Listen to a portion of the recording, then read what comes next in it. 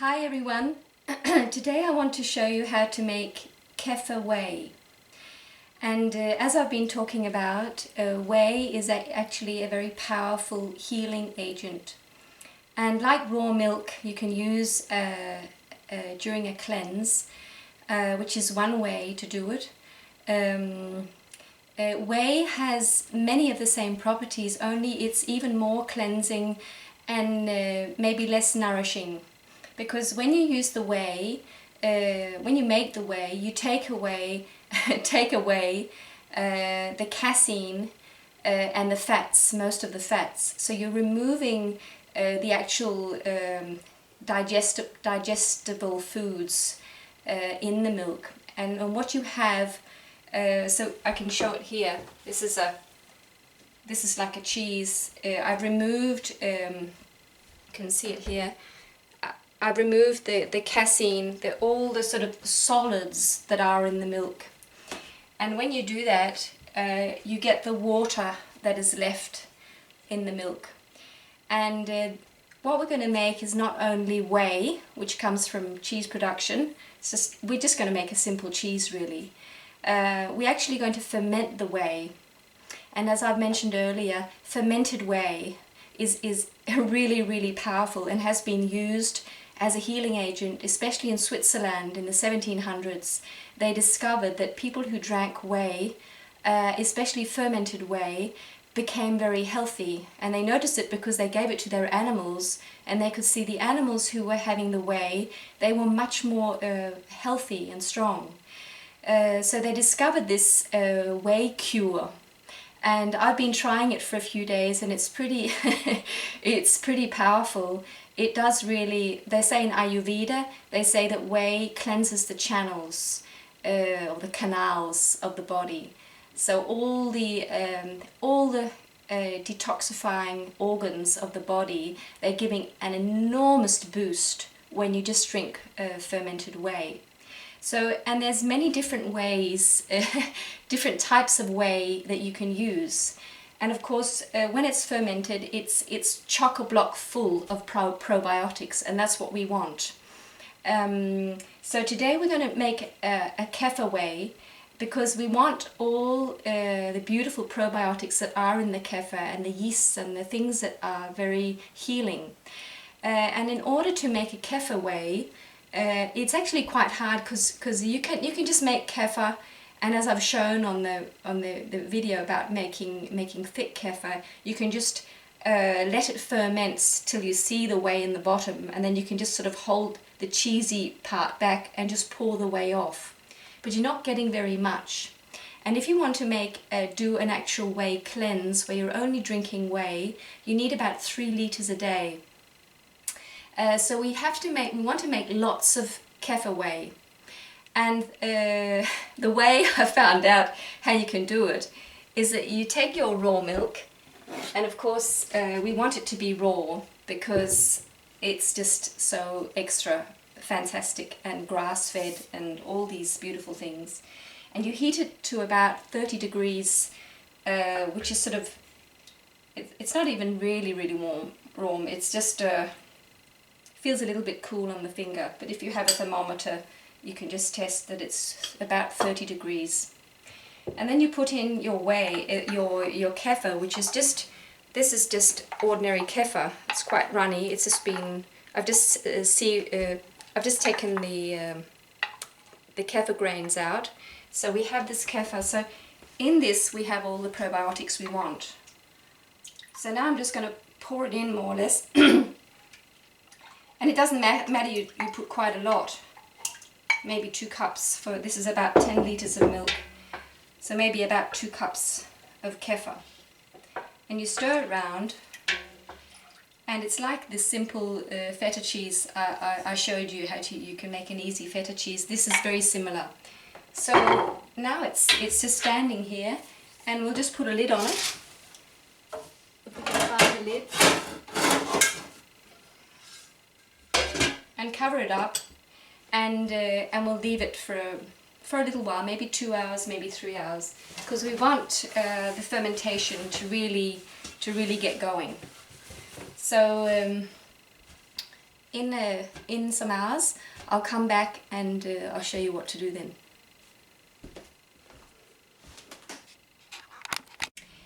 Okay, so now a few hours have passed, and we have inoculated this milk with all the bacteria that is in the kefir, and so it's been sitting here for a couple of hours or 3, and I've just heated it gently up to up to the 30 degrees again. That's Celsius. So and now we're ready to put in our rennet, and so I use for about 10 litres, I use about 5 milliliters of rennet. And we just stir it in. And so actually we are making kefir whey, but we're actually also making kefir cheese. So we'll see if we can make a feta cheese with this. And as Maria asked when I made the first feta cheese, can't I use kefir as a bacteria, as a starter? And I said, no, you can't. And it's not really true. It's if you want the original and I think very pleasant tasting feta cheese, you should use the mesophilic bacteria. But I mean, you can really use kefir too. It will just give a different tasting cheese. So we'll try this out. So we're going to get, if it all works well. Now we're stirring well because this is very creamy milk, and it is good to stir for quite a while to make the rennet work. But if the cheese works out, it might be very interesting tasting. So, but the main thing about this process is that we want the whey, because we want this beautiful liquid to drink that can cleanse our body.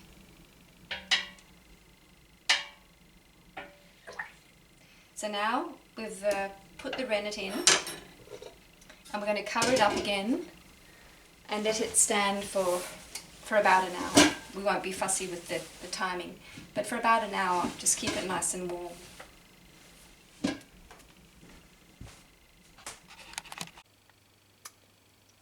So now about a bit over half an hour has gone, not a whole hour, and you can see now that the curd is ready to be cut.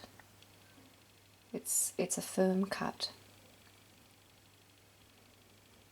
So now we'll cut our curd.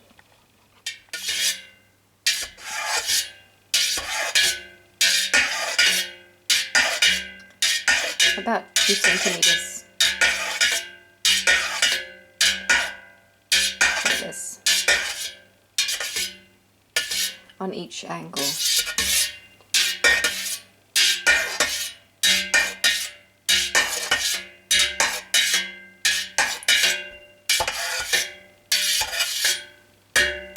And diagonally.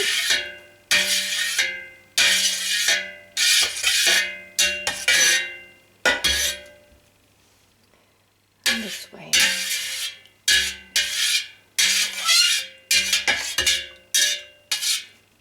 And now just leave it for half an hour again, and we'll drain it.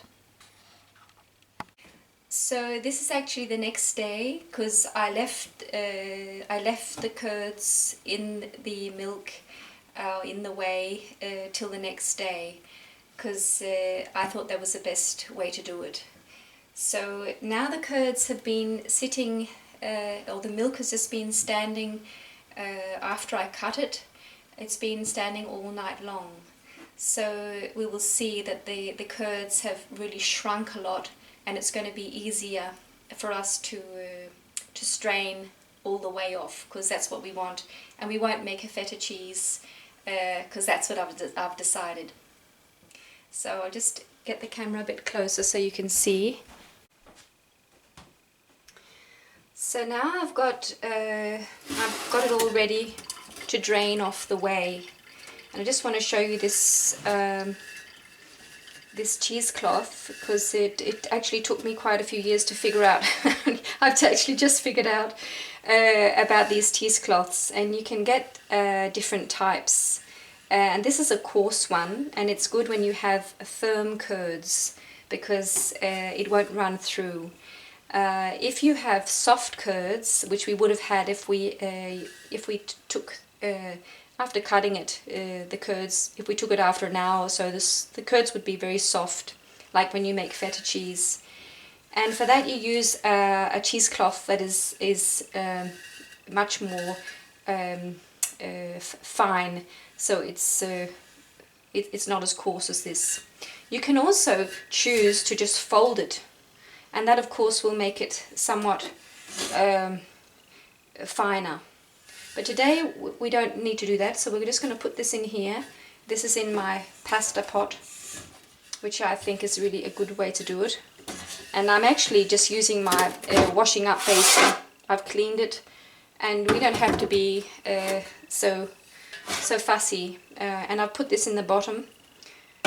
We don't have to be so fussy, because as we found out, we should not fear bacteria, because the more the better, actually. We need lots of bacteria. So actually the more dirty we can be, the better. No. So here we have what's been sitting since yesterday, and I have my strainer, and it smells fine. If it smelled a bit yeasty, I would just take this off, but and just take it away. But now we're just gonna scoop up the curds. So I'll just check that you can see what I'm doing. Yes, you can.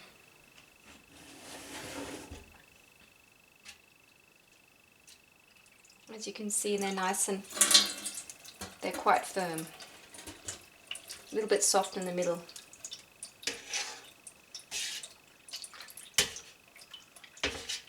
I could have cut it finer. You can just use for cutting the curds.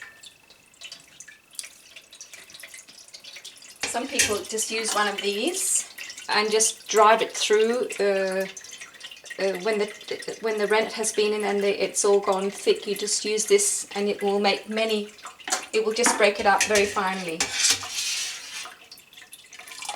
See, now it's been sitting here all night. We know that this whey is already very probiotic, and you can smell it. It's full of good bacteria. It smells quite delicious, actually.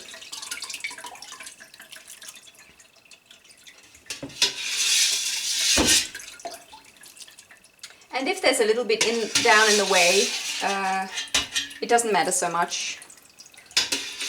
We're just not going to drink it. You could also just pour it all through, but I've got most of it. See, that's what we want to get away, to take away.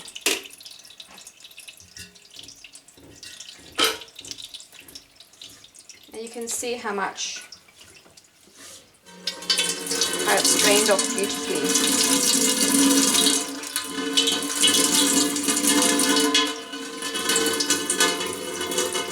I'm just sort of squashing it a bit. Whoops!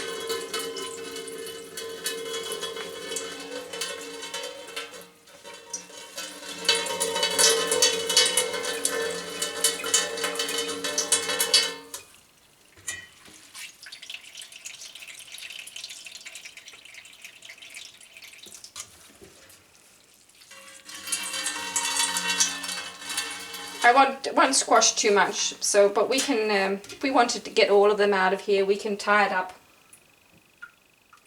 But I've got so much milk, so I won't worry about it. But you can just tie it up and leave it to just drain off for another all day long, maybe.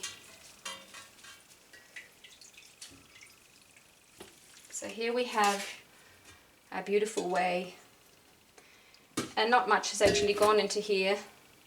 I'm just going to pour this back.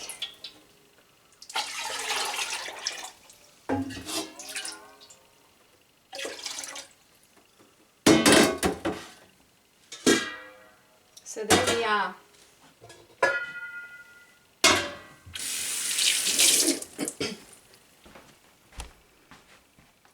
Just get the camera moved a bit.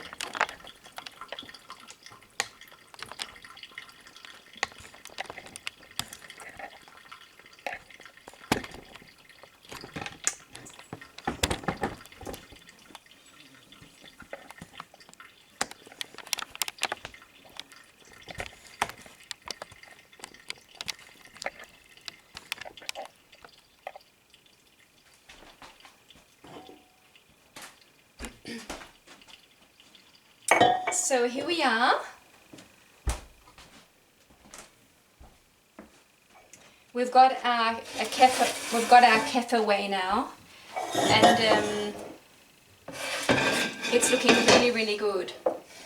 I can just pour some up here so you can see it.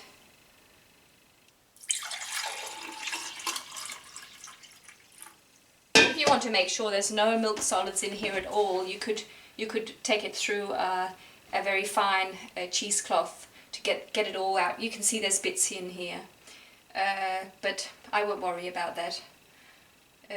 But it would be a more clean product. So you can do that if you like. But now we want to ferment it. Make sure it's fermented. I'll just have a taste of it, and it's really nice. It's actually. I think it's ready to drink actually, because you can just feel how it's very refreshing and quite sour. So I would say it's about ready. You can just use your intuition and see how you think your body's saying, oh, I want this, or I think my body wants it to be a little bit more fermented. So I'll leave it. And now here is my whey for today. I'm going to drink today. And I've been on the whey cleanse, but I actually enjoy keep drinking it, especially in the mornings. So this is what I'm going to have today for a lot of the day, and it has been fermenting for about 2 days. If you experience some sort of yeasty stuff not smelling so nice on the top, it is yeasts that are actually starting to sort of go off, and I just take a big spoon and I just take it off, throw it away, and underneath you can taste that the whey is nice and fresh. So yes, that's how you make this whey for your whey cleanse. And something I forgot to say when I was introducing the whey cleanse, when I was out with the cow, was that if you do this cleanse, just like every cleanse, make sure you break the fast. It is actually a fast. You break the fast slowly, because last time I tried, I was on the milk fast, or you call it a fast. I was on the milk diet for a month. I had nothing else but milk. And when I went off it, I just felt like liverwurst, which is something that we eat a lot of in Denmark. And we were having this Christmas party, and I ate a whole lot of this liverwurst.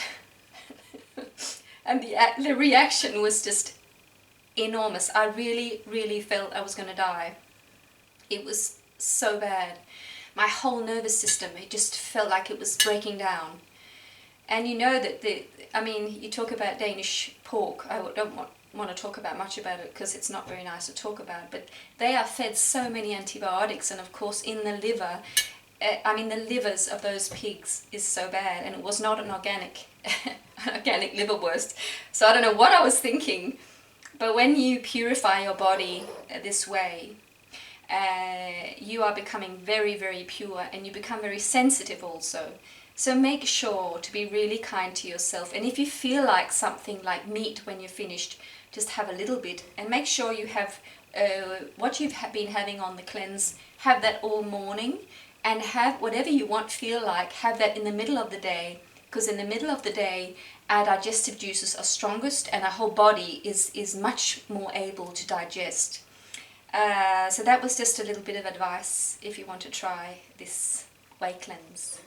So this is how you make kefir whey.